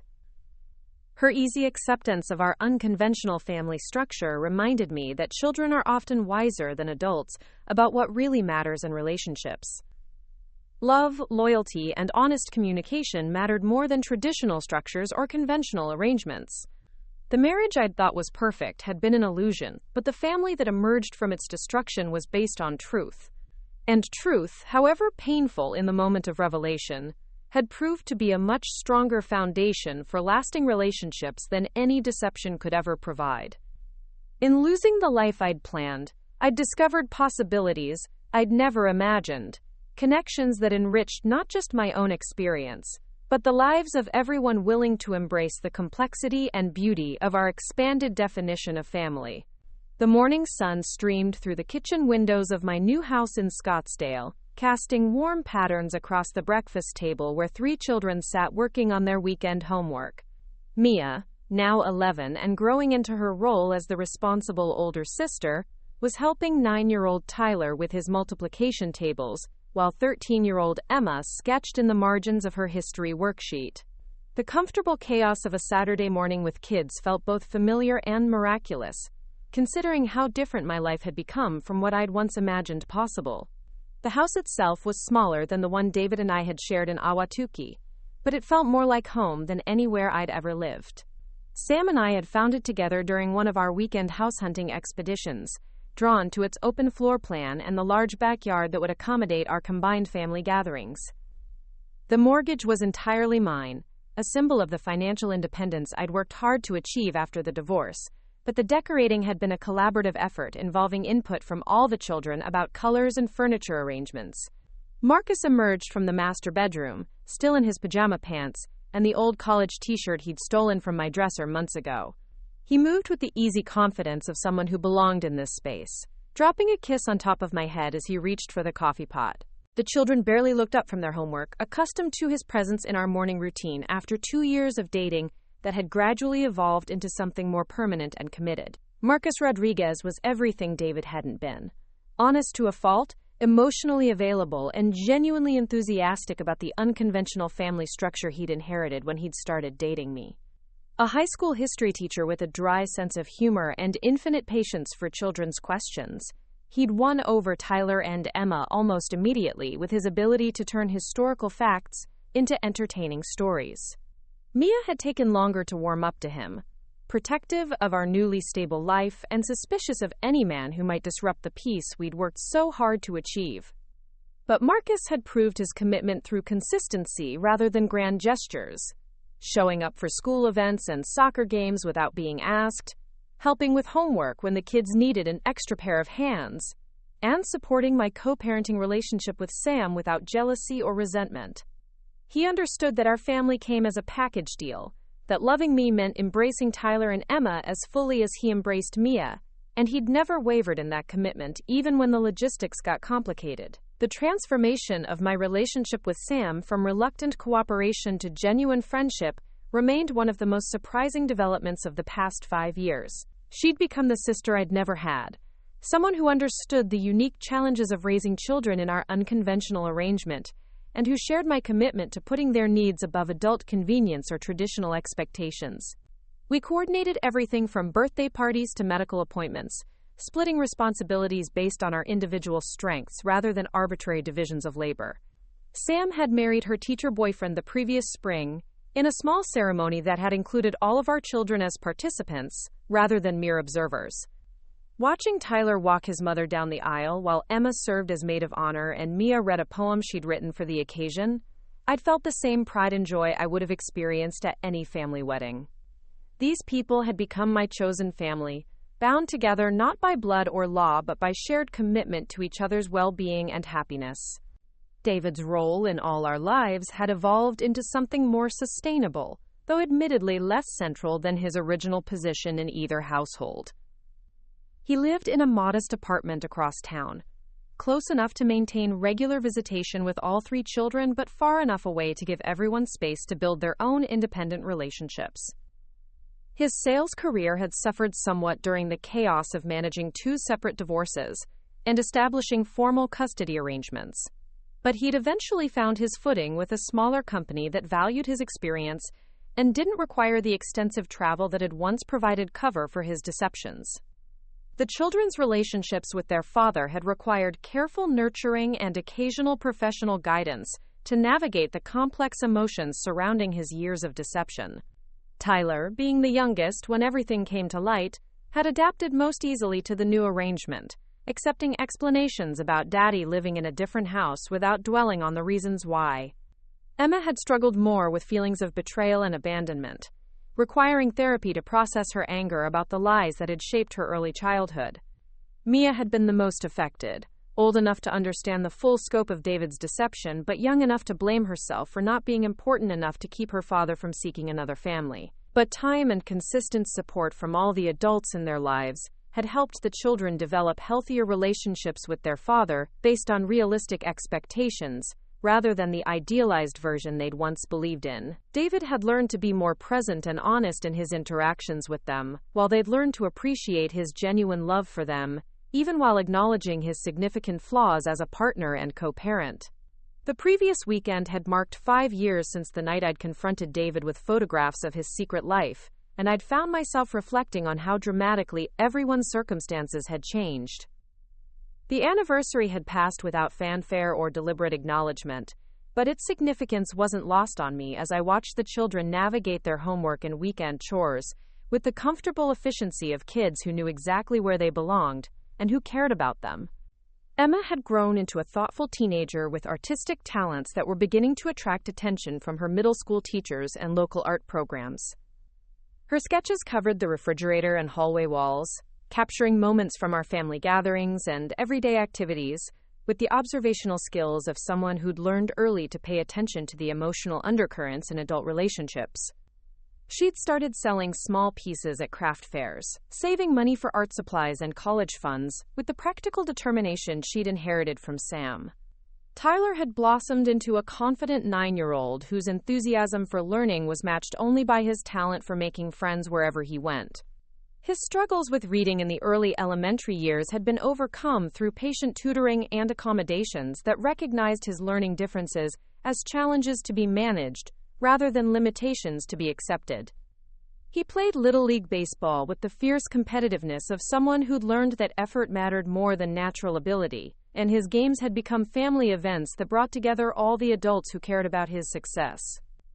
Mia had developed into a natural leader whose academic achievements were balanced by genuine empathy for classmates and siblings who needed extra support. Her experience navigating our complex family dynamics had given her sophisticated emotional intelligence and conflict resolution skills that served her well in school and social situations. She'd started volunteering at a local literacy program, helping younger children with reading skills, while developing her own interest in education as a potential career path. The morning routine in our house had become a well-choreographed dance of breakfast preparation, homework review, and activity coordination that involved input from everyone old enough to contribute. Emma packed lunches while Tyler fed the 2 rescue dogs we'd adopted from the local shelter. Mia reviewed her weekend schedule and confirmed transportation arrangements for various activities. Marcus handled coffee and newspaper distribution while I managed the calendar and communication with other parents about carpools and playdates. But the most significant change in my life was the internal transformation that had accompanied all the external adjustments. The woman who'd once defined herself primarily through her marriage and nuclear family had evolved into someone more independent and self-aware. Someone who understood that love could take many forms and that family structures were less important than the quality of relationships within them. I'd learned to trust my instincts and advocate for my needs, while remaining open to possibilities I'd never previously considered. The teaching career that had once been a pleasant job had become a genuine passion, as I'd developed specialized skills in working with children from complex family situations. My experience navigating divorce and blended family dynamics had given me insights that proved valuable in helping students who were dealing with similar challenges at home. The school district had recognized my expertise by appointing me to committees focused on supporting children through family transitions, work that felt meaningful in ways my previous routine classroom responsibilities never had. But perhaps the most profound change was in my understanding of forgiveness and its role in healing from betrayal. The anger and hurt I'd initially felt toward David had gradually been replaced by something more complex and ultimately more peaceful. I couldn't forget what he'd done or pretend that his deception hadn't caused real damage to everyone involved. But I'd learned to separate his actions from his intentions, to acknowledge that his love for all of us had been genuine even when his methods of expressing that love had been fundamentally flawed. The forgiveness I'd eventually extended to David wasn't about absolving him of responsibility for his choices or pretending that the pain he'd caused was acceptable. Instead, it was about freeing myself from the burden of carrying anger that ultimately hurt me more than it hurt him. Forgiveness had been a gift I'd given to myself, a way of reclaiming emotional energy that I could invest in building the life I wanted rather than remaining trapped by resentment about the life I'd lost. As the children finished their homework and began transitioning to weekend activities, I found myself appreciating the ordinary magic of a Saturday morning in a house filled with people who'd chosen to build a life together, despite the unconventional circumstances that had brought us all into each other's orbits. The family we'd created wasn't what any of us had originally planned, but it was real and honest and resilient in ways that had surprised everyone involved. The story that had begun with devastating betrayal had evolved into something more complex and ultimately more hopeful than I could have imagined during those dark early days when David's deception had first been exposed. Love, I'd learned, wasn't about perfect relationships or traditional structures. It was about people choosing to show up for each other consistently, about building trust through actions rather than words, about creating connections that could survive even the most difficult revelations and emerge stronger on the other side. Up next, you've got 2 more standout stories right on your screen. If this one hit the mark, you won't want to pass these up. Just click and check them out.